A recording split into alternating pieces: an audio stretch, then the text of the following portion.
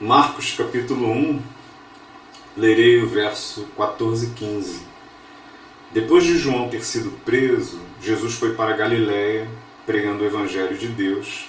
Ele dizia: o tempo está cumprido e o reino de Deus está próximo. Arrependam-se e creiam no Evangelho. Meus lindos e minhas lindas, muito bom dia.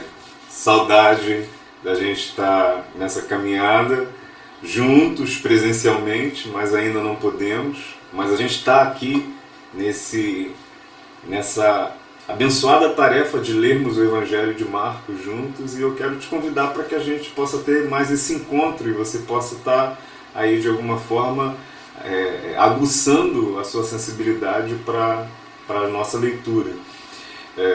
Nas últimas semanas a gente falou sobre a formação da Palestina e como é que aquele ambiente onde Jesus viveu, onde Jesus nasceu, onde as estradas que ele percorreu, como é que aquele ambiente foi formado, porque essas questões vão ser importantes na construção do relato, do Evangelho, naquilo que o Evangelho diz. As questões que Jesus vai enfrentar ao longo da sua caminhada tem a ver com tudo aquilo que a história trouxe até aquele momento, até ele. E a gente também leu agora no Evangelho falando do tempo que foi cumprido. E a gente vê também a mão de Deus numa série de eventos enormes, nações enormes, situações específicas, a mão de Deus conduzindo para que o momento certo, o momento exato, o momento pleno, o tempo de Deus pudesse acontecer, a possibilidade de um testemunho que ganhasse as nações, que não ficasse ali circunscrito somente àquela terra, àquela geografia, mas um testemunho que saísse daquele ambiente e ganhasse os outros povos e percorresse outros lugares. Isso tem a ver com tudo aquilo que aconteceu até o momento do nascimento de Jesus. E aí talvez você também esteja um pouco agoniado, falando o seguinte: poxa, mas ele nunca vai entrar no texto de Marcos? Cadê o texto de Marcos que é tão importante para a gente? Exatamente, a gente está preparando a leitura do texto. E existe uma coisa muito bonita, muito interessante na tradição protestante e também na Igreja Batista, que é a valorização do texto. A autoridade do texto sobre, inclusive, aquilo que o pregador fala. Não sou eu que tenho que dizer e colocar minhas palavras no texto. É o texto que tem que falar comigo, é o texto que tem que falar com você. Por isso, no nosso primeiro encontro, a gente falou sobre a importância da Bíblia na nossa tradição, como autoridade. Mas você também já percebeu uma coisa: a Bíblia é a autoridade. Mas existem muitas leituras diferentes, muitas interpretações. O texto, e um texto só, mas diversas interpretações, e as pessoas brigando pelas suas interpretações, a Bíblia sendo usada para diversas finalidades. Como é que a gente pode evitar isso? Como é que a gente pode, de alguma forma, ajudar as pessoas? Oséias, o profeta Oséias vai dizer, no Antigo Testamento, ele vai dizer que o povo de Deus, o meu povo, como se Deus estivesse falando, tem perecido porque lhe falta conhecimento. Qual é o nosso trabalho? O nosso trabalho é lhe dar algum tipo de acesso, algum tipo de conhecimento, para que você possa também refletir, também tirar as suas próprias percepções e conclusões. E a gente aqui na igreja não tem medo disso. A gente não tem medo que as pessoas questionem. A gente não tem medo que as pessoas compreendam, inclusive que elas divirjam daquilo que a gente entende e a gente compreende. Pelo contrário, a gente aprende com isso, aprende com as divergências, e a gente entende também que nós não somos donos das pessoas. Nós não estamos aqui fazendo uma espécie de curral onde só a nossa palavra, só a palavra dos pastores importa, mas o nosso povo, ele somente ouve. Não. A tradição protestante, inclusive, fala do sacerdócio universal de todos os crentes, de todos aqueles que foram chamados por Jesus, de todos aqueles que tiveram acesso a essa palavra, todos aqueles em que o Espírito teve e fez morada, Todos eles são sacerdotes, chamados por Deus para essa obra maravilhosa, devem ler o texto, devem questionar e devem aprender. Por isso a gente está fazendo esse trabalho com muito cuidado, para que você possa ter o material específico, subsídio específico para essa jornada nossa, tá bom? Então, se envolva, fique aqui junto com a gente, vamos caminhando nesse desafio bonito. E me desculpe essa introdução longa, mas é porque eu precisava te dizer isso. Mas na semana que vem, a gente já vai entrar em Marcos, tá bom? Semana que vem a gente já vai começar a olhar o livro, a estrutura, aquilo que o Keller começou a dizer a respeito do livro. A gente já vai fazer isso, então não perca as tuas esperanças. Vamos iniciar aqui nos nossos slides e só relembrar você, então, que nós iniciamos a nossa caminhada falando então sobre essa questão da Palestina na época de Jesus. A gente vai olhar um pouquinho na próxima semana sobre o testemunho dos evangelhos, o que são os evangelhos, a estrutura do evangelho de Marcos, para que a gente possa compreender como o autor e quem é esse autor, quem é Marcos que escreve o evangelho de Marcos, o que a tradição diz sobre ele, e o que ele quis de alguma forma testemunhar e demonstrar. Isso é importante para que a gente possa entender para quem ele está escrevendo. Todas essas coisas são importantes. E aí a gente finalmente começa a folhear o texto de Marcos. Antes de entrar no nosso encontro e da nossa revisão, também as coisas que a gente está falando, eu quero só chamar a tua atenção o seguinte, que existe um material que está sendo produzido em relação a essas aulas e está disponível para todo mundo, para toda a igreja e para aqueles também que não são da igreja, que estão nos ouvindo. Está à tua disposição esse material. Se você seguir lá a nossa página no Facebook, no YouTube, os vídeos, você vai ver que existe um link lá que eu deixei aqui à disposição, e esse link ele vai te levar para um drive virtual, e nesse drive virtual você tem lá os nossos materiais, você tem lá as aulas em áudio, então os nossos podcasts, todas as aulas que estão sendo gravadas aqui em vídeo, elas também estão disponíveis em áudio para quem não consegue acessar o vídeo. Está lá disponível em áudio, então você pode pegar, baixar, pode ouvir, ok? Tem também o PDF das aulas, então todos os PDFs que vão ser produzidos vão ser colocados lá.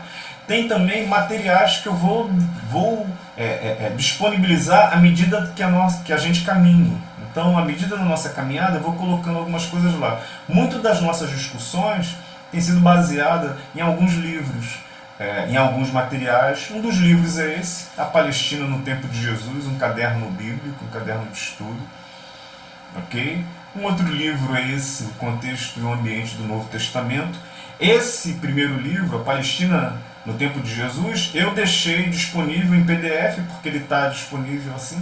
Então deixei disponível em PDF para que você possa ler, caso você queira. O segundo livro não, só tem a referência dele, só tem as referências, mas eu não tenho o material em PDF. Mas tem material físico aqui, e quando a nossa biblioteca estiver pronta, ele vai estar também para toda a igreja.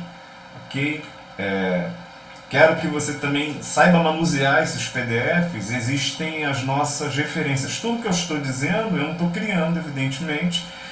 Muito material disponível na internet também, eu vou usando esses materiais. Então, você pode consultar isso lá onde ficam as nossas referências. Se você seguir as nossas referências lá no final do texto, você vai ver que tem lá uma lista de sites, de livros. Você pode usar isso daqui e pode ver que material é esse, seguir os sites, ver os vídeos, aprender um pouco mais dentro dessas questões, desse ambiente. Ok? Então, voltando aqui.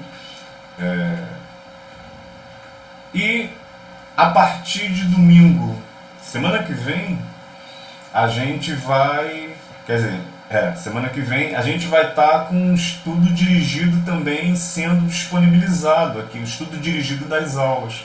Então, quando a gente começar a leitura agora do texto em Marcos, eu vou preparar pequenas folhas, são pequenos estudos de uma folhazinha, em que você vai ler algumas perguntas vai ver o texto e vai responder as coisas que estão no texto nessa folha, e é um jeito de te ajudar na leitura do texto. Então vai ser o que eu estou chamando aqui de um estudo dirigido, de um estudo indutivo.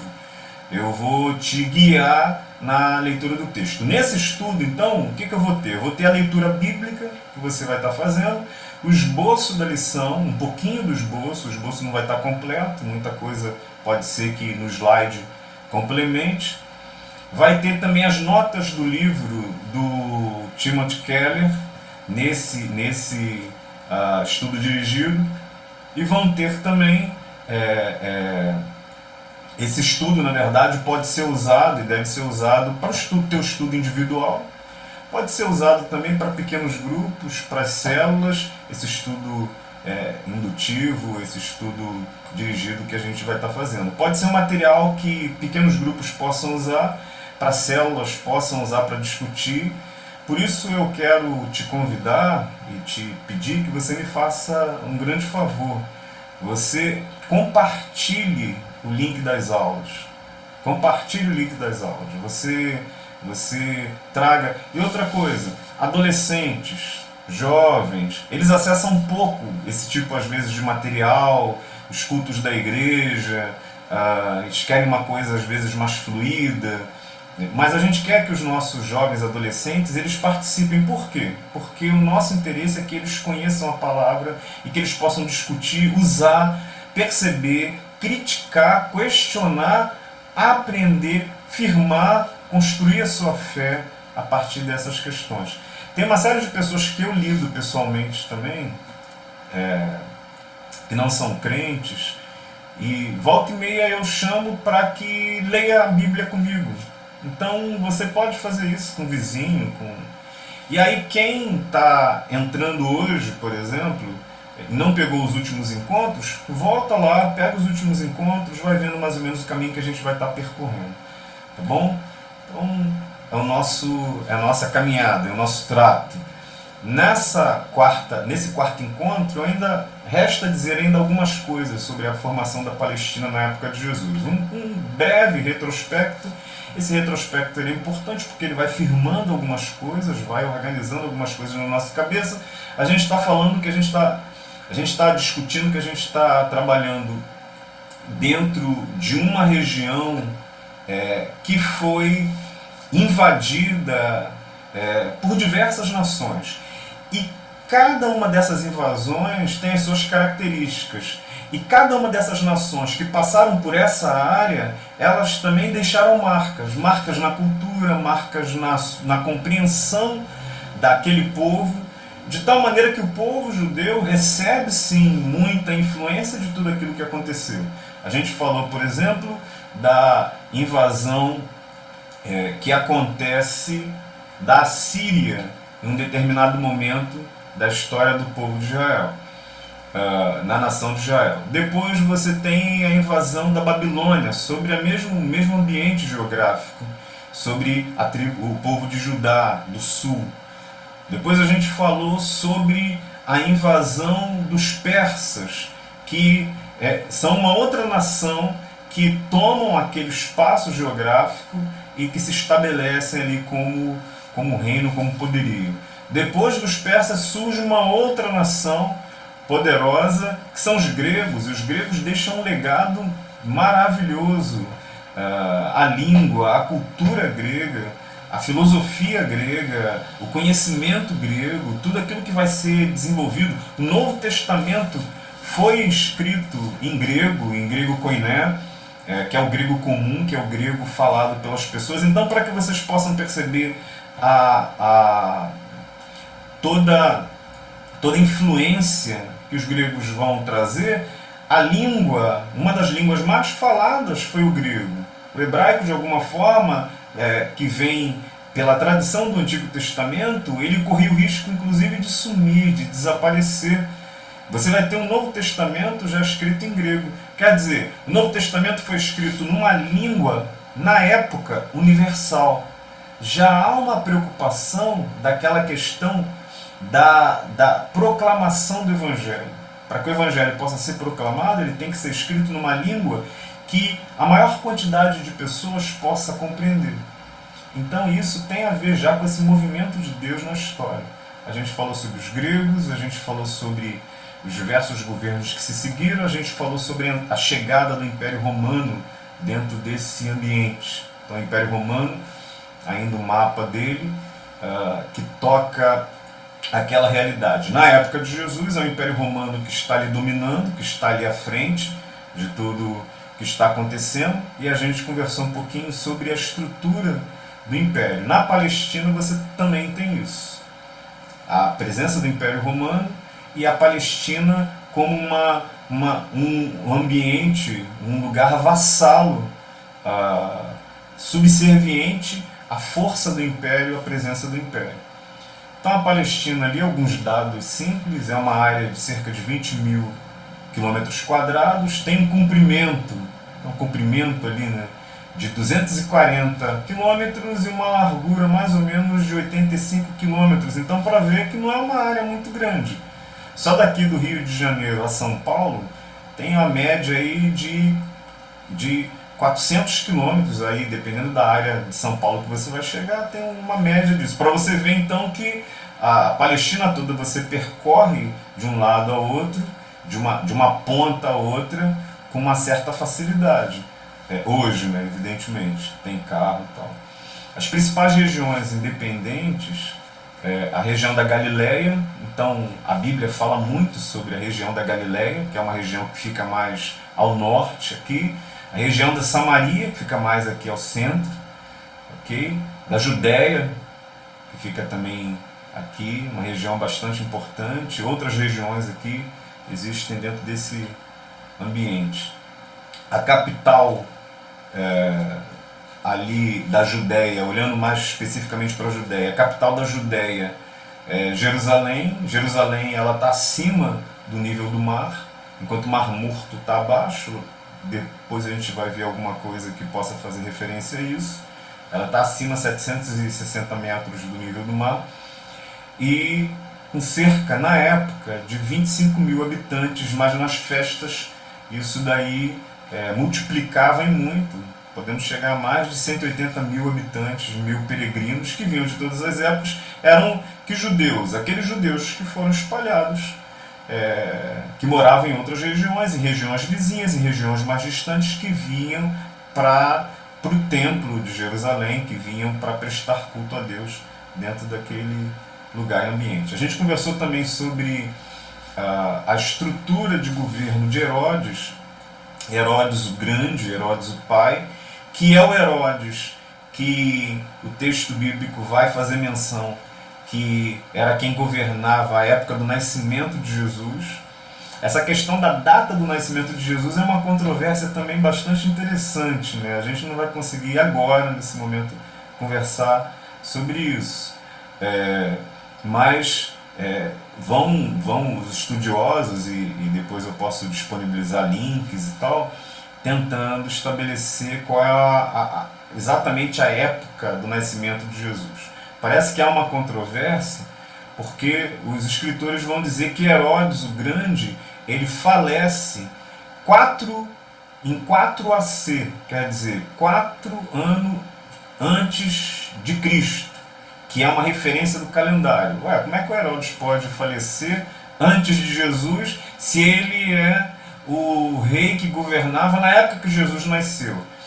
Isso parece que é uma controvérsia que vai acontecer um pouquinho mais na frente, na troca de calendários que vai haver entre o calendário gregoriano e o calendário que os romanos vão organizar um pouco mais. E Jesus se torna uma referência para o tempo antes dele e depois dele, mas a gente está falando de um ambiente cercado de inquietações e de desafios também para compreender. Vai se entender então que se Herodes morre 4 anos antes, 4 AC, e 4 AC ele mandou antes da sua morte matar os meninos que estivessem vivos de 2 anos para baixo, os estudiosos vão entender que Jesus nasceu em 6 AC, 6 antes de Cristo. Essa esse consenso dos estudiosos. E aí depois a gente conversa sobre como que isso é possível. Mas esse é o consenso dos estudiosos. A gente, depois da morte de Herodes o Grande, o território ele é dividido entre os seus filhos, e a gente conhece um pouco da história dos seus filhos. Então, Herodes o Grande ele tinha confiança dos romanos, era rei na época do nascimento de Jesus. Entretanto, quando ele morre, em 4 a.C., seu filho, o cruel Arquelau, sucedeu na Judéia, mas Arquelau fica pouco tempo, é logo afastado pelos romanos, e Herodes Antipas governa a Judéia, a Pérea, ele é quem ordena a execução de João, ele também, o Herodes, que está presente também, está ali governando na morte de Cristo, e um terceiro filho de Herodes, o Filipe, ele governa a Itureia, a Traconites e a Cesareia de Filipe. Ok? A gente falou então sobre essas duas características interessantes do povo judeu. Nos dias do Novo Testamento, a população judaica ela encontrava-se dispersa por vários lugares, além da própria Palestina, ela estava dispersa na Palestina. Você tinha ali a Judéia, por exemplo, com o judeu mais puro, assim, o judeu mais ortodoxo. Mas a Galileia já tinha os judeus ali na Galileia, mas eles já eram tratados de uma outra maneira. Você tinha os judeus na Samaria, em Samaria, e já tinha todos os problemas com os samaritanos, porque Galileia e Samaria recebiam também influência de outros povos, de outras culturas, de outras compreensões, e isso trouxe uma certa dificuldade com o judaísmo que acontecia lá na Judéia. O texto vai nos mostrar essas questões. Então, eles estavam dispersos por vários lugares, além da própria Palestina, judeus em Roma, Egito, Ásia Menor, por aí vai. E essa dispersão dos judeus se dá o nome de diáspora. E ela acontece, a gente conversou isso também acho que no último encontro, e ela acontece por conta exatamente dos exílios, desse espalhamento das nações que vão chegando, grandes nações que vão chegando, muitos ficam, outros se espalham, muitos são mortos. Isso vai mudar, dar algumas características da religião judaica e daquele povo que vai estar ali dentro daquele ambiente palestino. Você vai ter o judaísmo mais ligado à ortodoxia, como eu falei, e o judaísmo da diáspora. O judaísmo mais ligado à ortodoxia conserva a tradição, conserva a língua, tenta conservar de alguma forma a religião e as marcas da religião. Os judeus, o judaísmo desse povo mais espalhado recebe grande influência dos gregos, forte influência dos gregos, da língua grega, da cultura grega, da arquitetura grega. Você tem uma forte influência e evidentemente os caras vão ter uma certa dificuldade às vezes de caminhar juntos, vão brigar. Você tem, por exemplo, uma situação muito importante que acontece ao longo da caminhada desses povos. Por conta desse judaísmo, esse judeu que não estava ali na Judéia e na Palestina, mas em outros lugares, para que o judaísmo ele não se sucumbisse ao helenismo, que é a questão do grego, que é a cultura grega, que essa cultura não matasse esse judaísmo, foi feito um esforço de tradução do Antigo Testamento, que estava ali pronto, e era o texto autoritativo, formador da nação do povo de Israel. Então foi feita a tradução do Antigo Testamento para o grego. E essa tradução foi feita no período interbíblico. Um dos governadores, Ptolomeu, ele vai convocar para a sua biblioteca, para a biblioteca de Alexandria, a gente está falando lá daquilo que aconteceu naquele ambiente quando os gregos chegaram, vai convocar sábios, pedir para que faça uma convocação de sábios para que escrevam uma versão do texto bíblico em grego, já que na sua biblioteca tinha uma vasta cultura, livros de todos os povos, mas não tinha uma versão da Bíblia. E aí vai ser feita a tradução do Antigo Testamento para o grego. Essa tradução é chamada de Septuaginta. A gente não vai conversar sobre o significado disso agora, não vai ter muita importância nesse momento, se você não conhece, mas você pode procurar nas referências sobre Septuaginta, depois eu deixo links aqui, mas vai ser a versão do hebraico para o grego. Okay? E essa versão é bastante importante na estruturação da palavra e do evangelho, inclusive, para ação e para acesso a essas nações.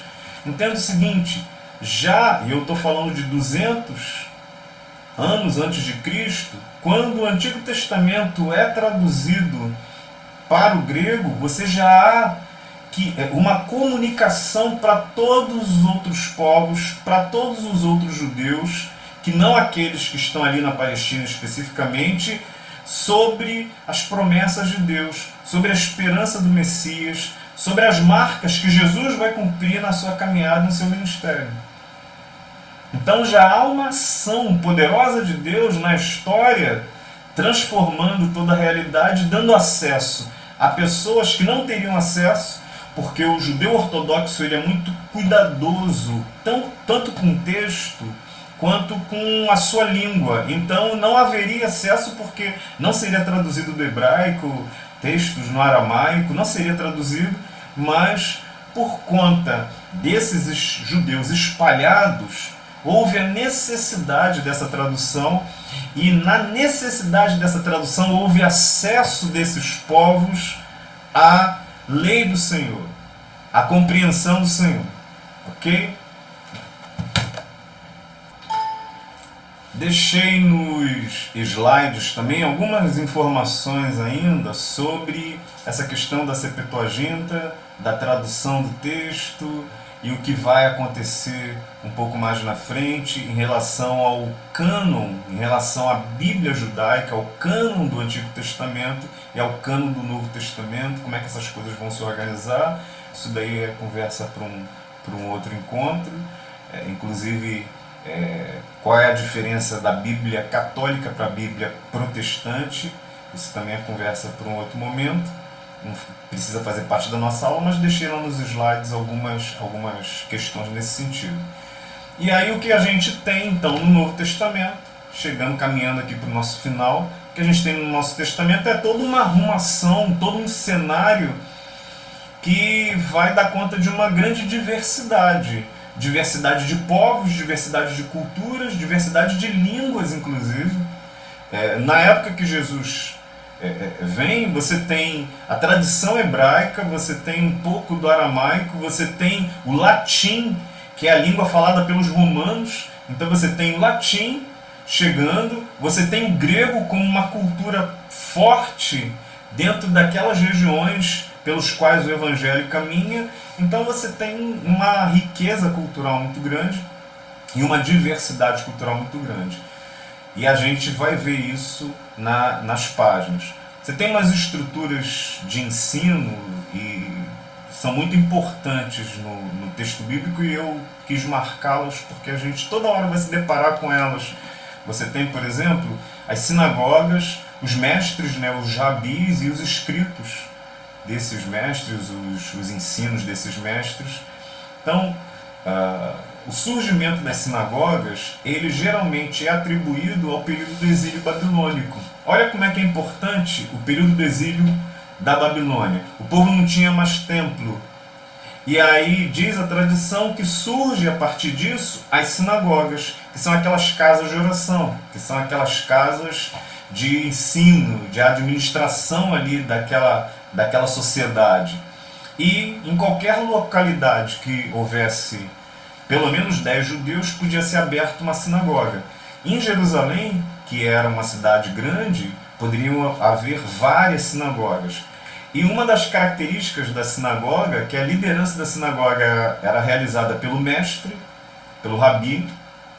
Ele era eleito pelos membros daquela comunidade, e isso acabou gerando uma certa autonomia, porque cada sinagoga elegia o seu rabi, elegia o seu mestre. Então você tinha muitas sinagogas, muitos mestres, e todos esses mestres com percepções às vezes distintas do texto.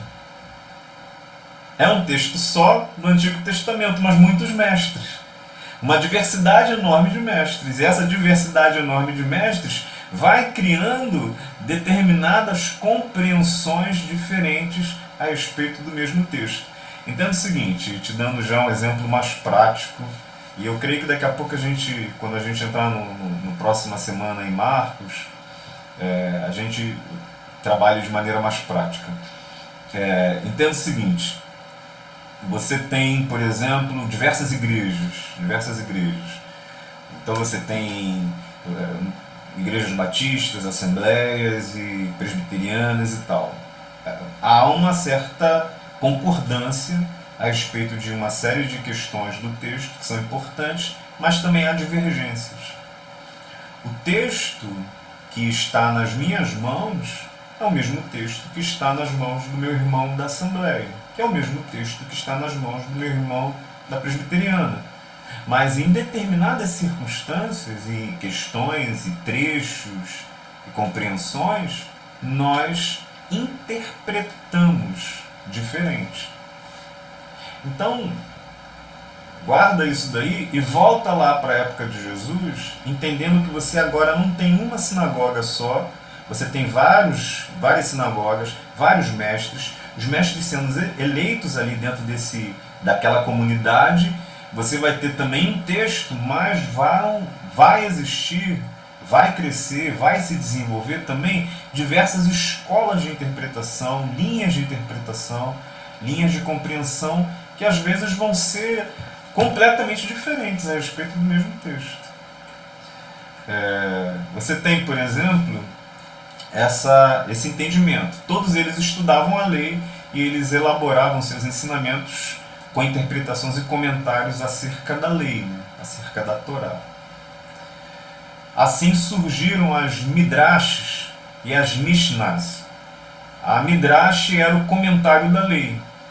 A primeira surgiu 4 a.C. e as Mishnahs eram os ensinos rabínicos. A primeira surgiu 5 a.C. Tudo isso compunha a tradição, que passou a ser utilizada e mais utilizada do que a própria lei. À medida que eles iam abraçando os seus ensinos, a Midrash, a Mishnah, uma vez que esses ensinos iam crescendo, esses ensinos iam se tornando normativos, autoritativos, eles iam ganhando lugar até do próprio texto bíblico.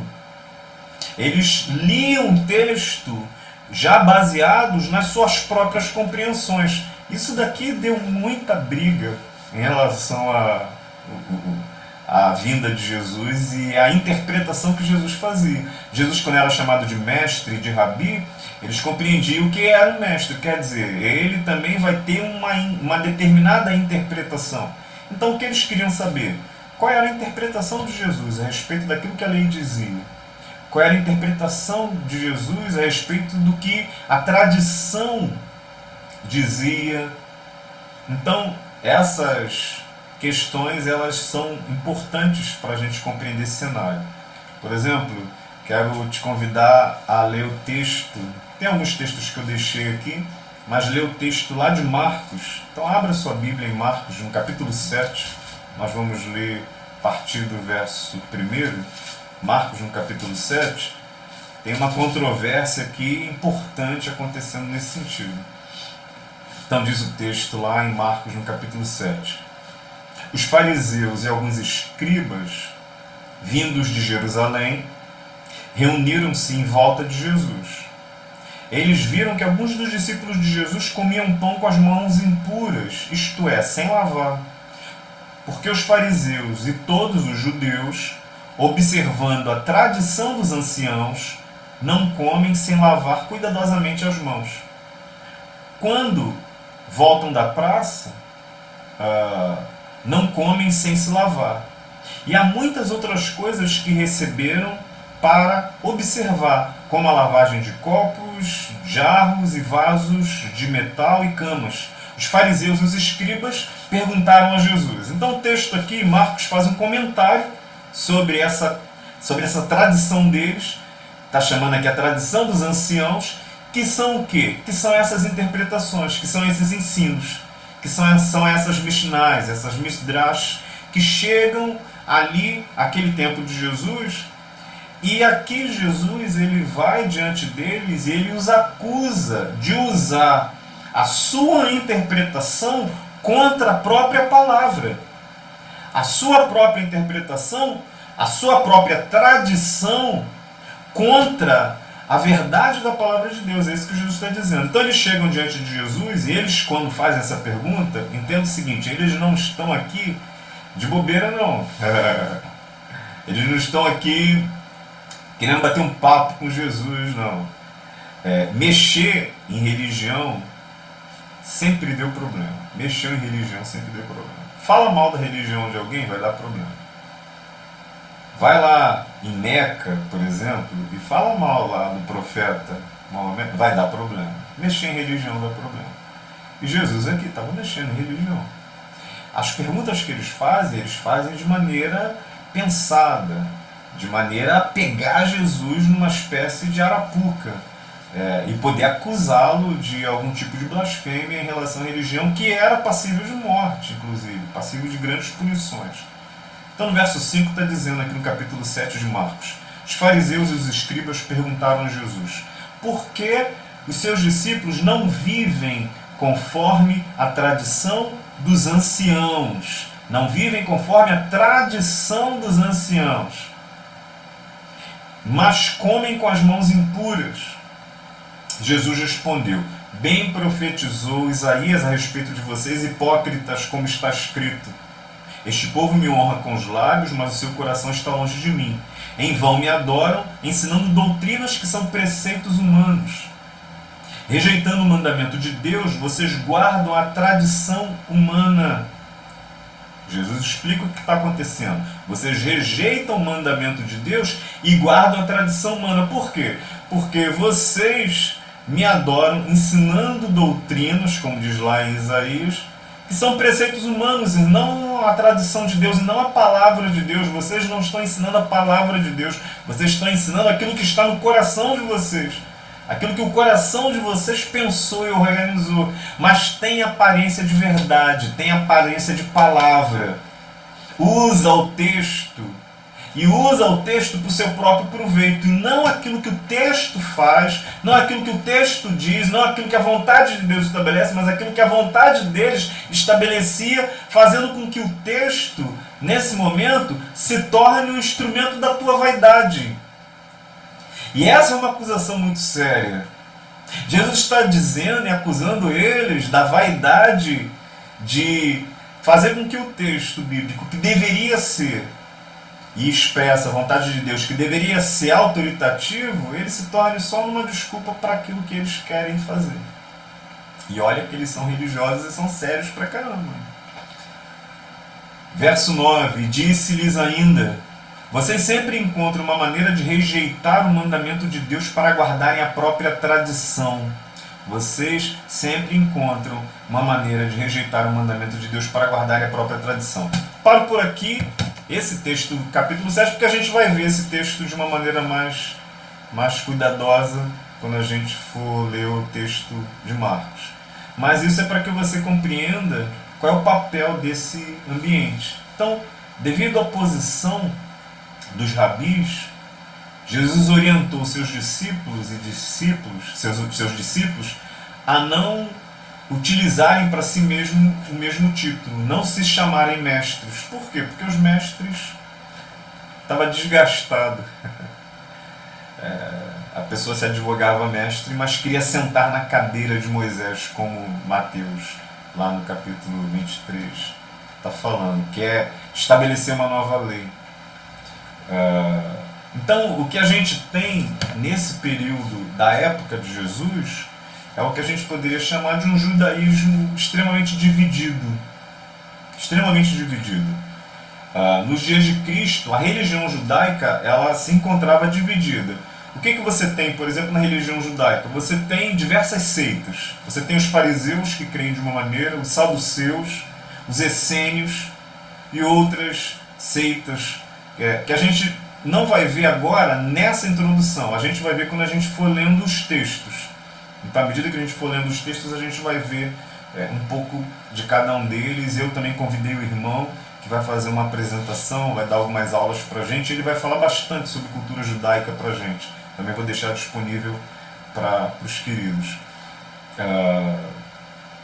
Cada facção se considerava o remanescente fiel a Deus e via os demais como gente relaxada, gente que de alguma forma era infiel. Entre os fatores que contribuíram para essa divisão, a gente pode citar alguns, e foi isso que a gente viu ao longo desses 3 encontros, aí, pelo menos. Por que eles são tão diversos? Primeiro, por causa da diáspora. A dispersão geográfica que vai acontecer não possibilita a manutenção de uma religiosidade padronizada. A religiosidade agora se torna uma religiosidade muito fragmentada porque você tem judeu ortodoxo, judeu da diáspora, judeu grego, você tem judeu espalhado para uma região extremamente enorme, você tem influências diversas, você tem influência dos impérios que passaram. Então isso tudo cria uma grande dispersão e cria a dificuldade de uma religiosidade de um só jeito, padronizada. Então isso cria o que a gente está chamando de judaísmo dividido. Uma outra coisa importante é o papel das sinagogas. As sinagogas, elas significam a descentralização da orientação religiosa. Quando você tinha o templo, você tinha então uma orientação só que de alguma forma se derramava na vida do povo. À medida que vão surgindo as sinagogas, a orientação religiosa é descentralizada. Fazendo um parêntese, com muito cuidado e com muito carinho, até porque esse material nosso está na rede, dizendo o seguinte: quando você tem, por exemplo, a reforma protestante e o surgimento das igrejas protestantes, você vê que você não consegue ter uma igreja só. Não surgiu uma igreja só, surgiram diversas perspectivas, e à medida que o tempo passa, essas perspectivas vão aumentando. Você tem diversas outras igrejas. E por que você tem diversas outras igrejas e diversas outras compreensões? Porque cada pessoa, a partir da reforma protestante, tem espaço de se aproximar do texto bíblico e de construir a sua percepção do texto bíblico, ainda que a gente diga que o livre exame é importante, mas não a livre interpretação. As pessoas devem interpretar o texto segundo as compreensões que o texto traz. Mas a verdade é que cada pessoa que pega a Bíblia na mão, ela agora se sente no direito de poder dizer aquilo que ela compreende, daquilo que ela entende. Então, sem discutir isso, sem discutir o que está certo e o que está errado, isso pode fazer um paralelo muito grande com a questão das sinagogas dentro do ambiente bíblico e os diversos mestres, as diversas linhas de compreensão, as diversas interpretações que aconteceram nesse tempo. Uma outra questão é a questão da linhagem. Você tem agora misturas étnicas enormes que aconteceram no meio do povo. Você tem os samaritanos, por exemplo, sendo rejeitados de uma maneira pesada e tremenda, porque eles são um povo agora produto de uma mistura. E essas misturas não acontecem só na linhagem, essas misturas acontecem na cultura. Exemplo simples, por exemplo, pega a nossa culinária, pega a culinária brasileira. O que é nosso, o que foi trazido de fora e acabou se tornando nosso. A gente gosta de hot dog, cachorro quente, de hambúrguer. É uma palavra que nem existia aqui direito, mas vem de algum lugar. Então, a nossa culinária mostra isso. As diversas influências ao longo da história, a influência negra, a influência índia, a influência europeia, e isso tudo vai formando o que nós somos. Então, No judaísmo também você tem um grupo mais ortodoxo, um grupo que se entendia como um grupo verdadeiro, o grupo puro. E você tem outras linhagens que estão acontecendo ali naquele ambiente. Por isso, tanta rejeição àqueles que eles achavam que eram misturados, por isso tanta discriminação para esses daí. Você tem também diversas interpretações, como a gente já está falando esse tempo todo. E essa questão das interpretações são importantes, elas mudam bastante a compreensão do texto. E basicamente a briga dos judeus com Jesus tem a ver com isso.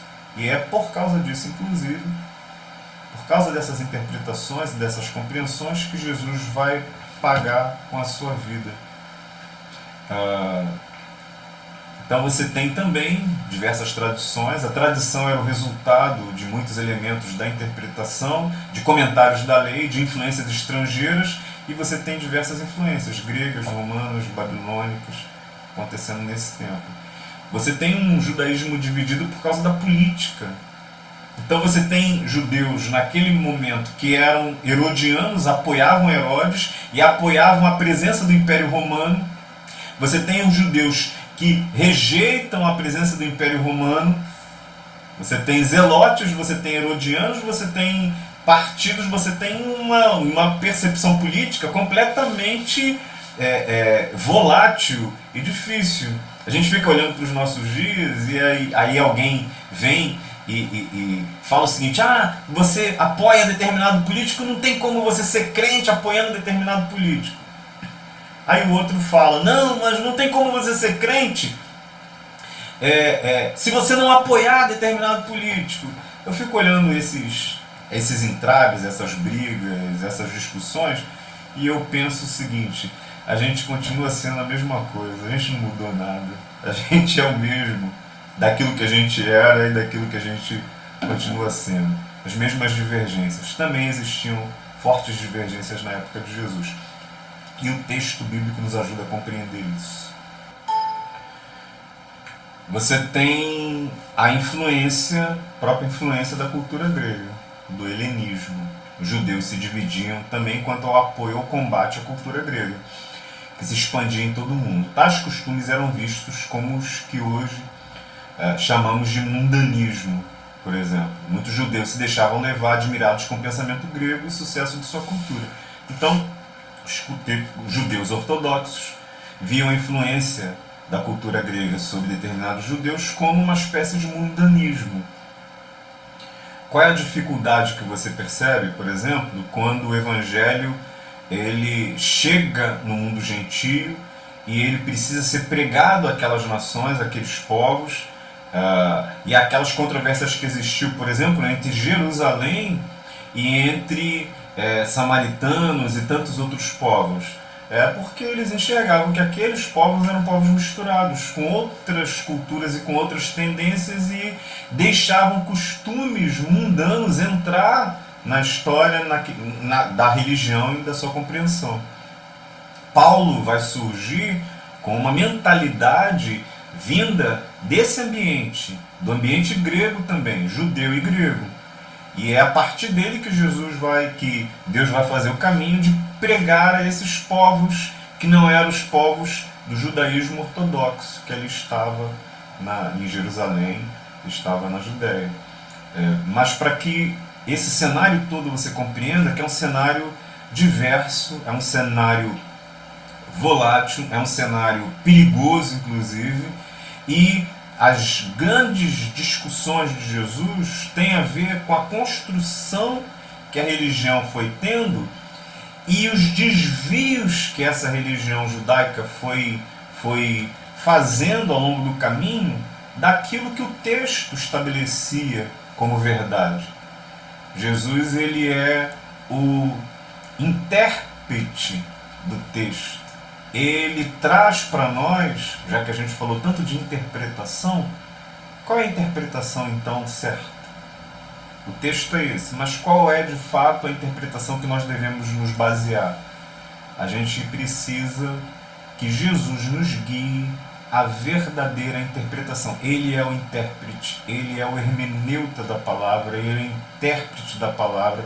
Por isso, ler o texto bíblico, precisamos ler o texto bíblico a partir das lentes de Jesus. É como se a gente colocasse um óculos, e esse óculos possa ser, por exemplo, o óculos da cultura, pode ser o óculos da tradição, pode ser o óculos de determinadas interpretações, e a gente precisasse rejeitar todos esses óculos e colocasse o óculos Jesus Cristo. Ele precisa ser as lentes pelas quais o nosso olhar vaza para o texto, porque é a partir dele que nós podemos compreender o texto bíblico. Essa foi e esses foram provavelmente os grandes desafios e os grandes motivos pelos quais Jesus morreu. Queria então, nesse tempo, fechar esse nosso encontro dizendo que a gente fez um panorama rápido, bem ágil até, no sentido de não conseguir nos deter em todos os meandros, em todos os detalhes. Na leitura do texto a gente vai ainda esmiuçar algumas coisas, mas a gente agora começa a leitura do texto a partir da compreensão dos motivos do texto, a partir da compreensão do autor do texto e do público para o qual ele escreveu. Se a gente está falando de públicos tão diversos, então o Evangelho e cada um dos evangelhos tenta alcançar esses judeus dispersos, ok? Não é só um tipo de judeu, tem um monte de gente espalhada. E tem outros povos, de outras nações. Então ele tenta alcançar esses outros povos, essas outras línguas, essas outras compreensões. E isso já mostra a universalidade do Evangelho. Já mostra o interesse de Deus descrito no seu texto, de que Deus ama o mundo de tal maneira, e porque Ele amou o mundo de tal maneira, Ele fez com que a palavra de Deus, a sua palavra, pudesse chegar à compreensão de todas as gentes, de todos os povos. Deus te abençoe, Deus te guarde. Vamos orar a Ele agora.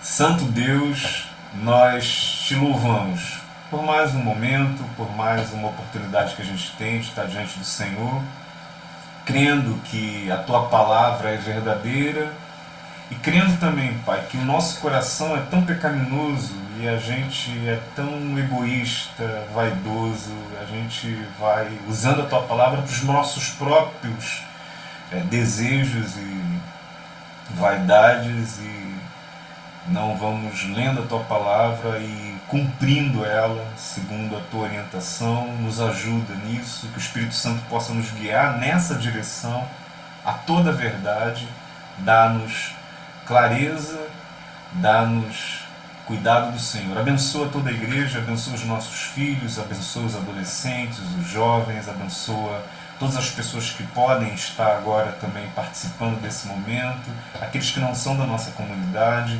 A gente quer que o Senhor esteja derramando uma bênção especial na vida de cada um deles. Nós te agradecemos no nome de Jesus. Amém. Amém, Senhor.